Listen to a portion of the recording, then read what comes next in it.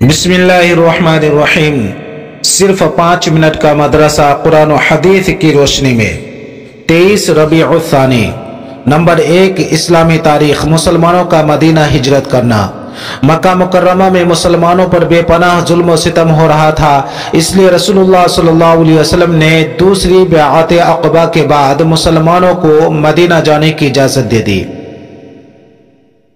مسلمانوں میں سب سے پہلے ابو سلمہ رضی اللہ تعالی عنہ نے ہجرت کا ارادہ کیا اور سواری تیار کر کے سامان رکھا اور اپنی بیوی ام سلمہ اور لڑکے سلمہ کو ساتھ لیا، مگر بنی المغیرہ نے ام سلمہ کو جانے نہ دیا اور بنی عبد الاسد نے ان کے بیٹے سلمہ کو چھین لیا، جس میں اس بچے کا ایک ہاتھ بھی اکھڑ گیا۔ اس کے بعد ابو سلمہ تنہا ہجرت کر گئے۔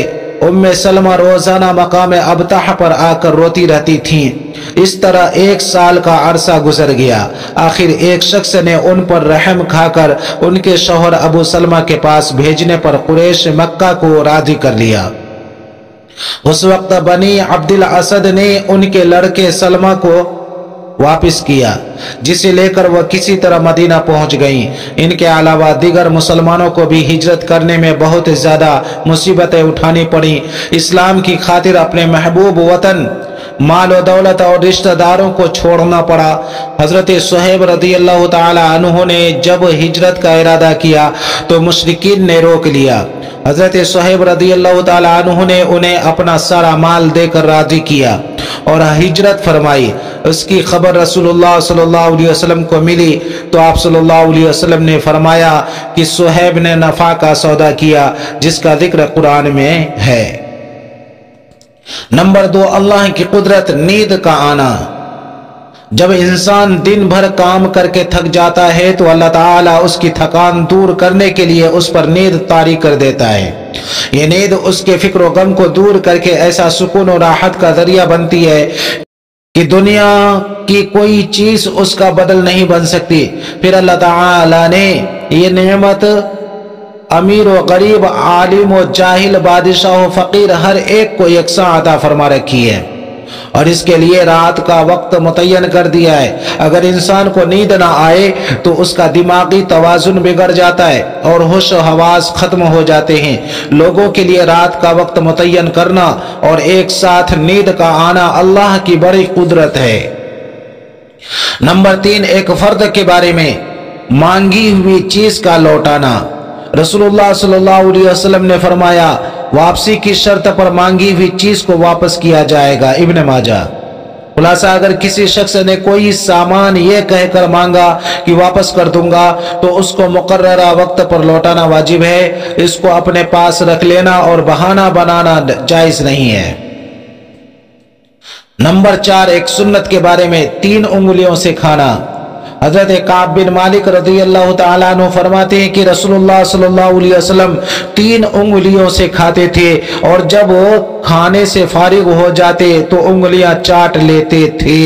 مسلم شریف۔ نوٹ کھانے کے بعد انگلیوں کو چاٹنا سنت ہے، لیکن اس طرح نہیں چاٹنا چاہیے کہ دیکھنے والے کو ناگوار ہو۔ نمبر 5، ایک اہم عمل کی فضیلت، اچھا کام کرنے کا بدلہ۔ رسول اللہ صلی اللہ علیہ وسلم نے فرمایا، مومن کو مرنے کے بعد جس عمل اور بھلائی کا بدلہ ملے گا اس کا وہ علم ہے جس کو سیکھا اور دوسروں کو پہنچایا، یا پھر نیک اولاد چھوڑ کر گیا، یا کسی کتاب کا وارث بنا دیا، یا کوئی مسجد بنا دیا، یا مسافر خانہ بنا دیا، یا نہر جاری کرا دی، یا اپنی صحت اور زندگی میں اپنے مال میں سے صدقہ و خیرات کیا، تو اس کو مرنے کے بعد ان کاموں کا اجر و ثواب ملتا رہے گا۔ تو اس کو مرنے کے بعد ان کاموں کا اجر و ثواب ملتا رہے گا۔ ابن ماجہ۔ نمبر 6، ایک گناہ کے بارے میں دکھاوے کے لیے کپڑا پہننا۔ رسول اللہ صلی اللہ علیہ وسلم نے فرمایا، جو شخص شہرت کے لیے دنیا میں کپڑے پہنے گا اللہ تعالیٰ اس کو قیامت کے دن رسوائی کے کپڑے پہنائے گا اور پھر اس میں آگ بھڑکائے گا۔ ابن ماجہ۔ نمبر 7، دنیا کے بارے میں دنیا کھول دی جائے گی۔ رسول اللہ صلی اللہ علیہ وسلم نے فرمایا، ان قریب دنیا کی دولت تم پر کھول دی جائے گی، یہاں تک کہ تم اپنے گھروں کو اس طرح بناؤ سنگار کرو گے جیسے کعبہ شریف کو سنوارا جاتا ہے۔ طبرانی کبیر۔ नंबर 8, आखिरत के बारे में अहले जन्नत की शराब और प्याले। कुरान में अल्लाह ताला फरमाता है, उन अहले जन्नत पर चांदी के बर्तन और शीशे के प्याले पेश किए जाएंगे। वह शीशे चांदी के होंगे जिनको भरने वाले खादिमों ने मुनासिब अंदाज से भरा होगा, और उनको ऐसी शराब के जाम पिलाए जाएंगे जिसमें सोंठ की मिलावट होगी। सूरह दहर। नंबर 9, तिब्ब नबवी से इलाज, हर बीमारी का इलाज। एक मर्तबा हजरत जिब्रील अलैहिस्सलाम रसूलुल्लाह सल्लल्लाहु अलैहि वसल्लम के पास तशरीफ लाए और पूछा, है मोहम्मद सल्लल्लाहु अलैहि वसल्लम, क्या आपको तकलीफ है? रसूलुल्लाह सल्लल्लाहु अलैहि वसल्लम ने फरमाया, हाँ। तो जिब्रील अलैहिस्सलाम ने यह दुआ पढ़ी, बिस्मिल्लाहि अर्कीका मिन कुल्ली शैइन युज़ीका मिन शर्रि कुल्ली नफ्सिन व ऐनि हासिदिन, बिस्मिल्लाहि अर्कीका वल्लाहु यशफीका। अल्लाह के नाम से झाड़ता हूँ हर उस चीज से जो आपको तकलीफ दे, खा किसी जानदार की बुराई हो या हसद करने वाली की आंख की बुराई हो, अल्लाह के नाम से झाड़ता हूँ, अल्लाह आपको शिफा दे। तिरमिज़ी शरीफ।